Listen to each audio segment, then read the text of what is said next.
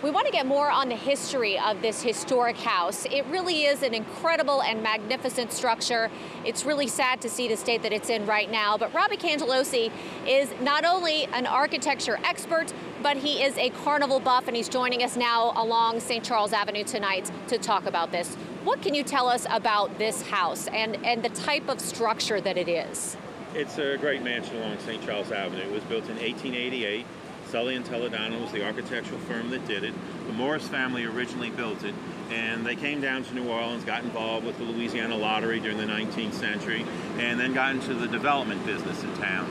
It then moved to the Moore family, and then the Dowman family acquired it in 1906. And the very next year, he was Rex.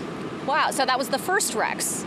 Not the first Rex, but the first Rex to live in this house. Right, the first Rex of the so-called Rex house. It's often referred to as the Rex house because so many Rexes have actually lived here.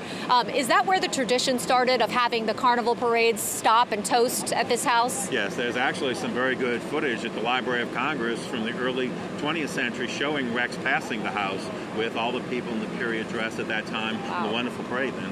Wow, and I think we've got some footage as well that hopefully you're going to be able to take a look at of some more recent, and when I say recent, several years ago, but video of Rex stopping to toast at this house. Do you think that that's going to change? I mean, what do you think is going to happen with the tradition of this house? I'm sure Rex will try to do something to honor the house this year. I don't know whether those plans have been finalized. They may have to cross the street and do it on the lakes, on the river side of the street rather than the lake side of the street, depending on the safety of the house. Safety is going to be the most important in here, and that the house can be stabilized. But hopefully the tradition will be able to continue for future generations.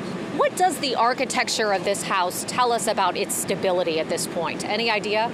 Well, its house was built, most houses were built in the 19th century, and we continue to build very much in the same way. It's a stick frame construction. You build a platform, you come on up, you build another platform, and you keep going up. And that's the same way we build buildings today. You can see them going up in the Central Business District right now in the same manner.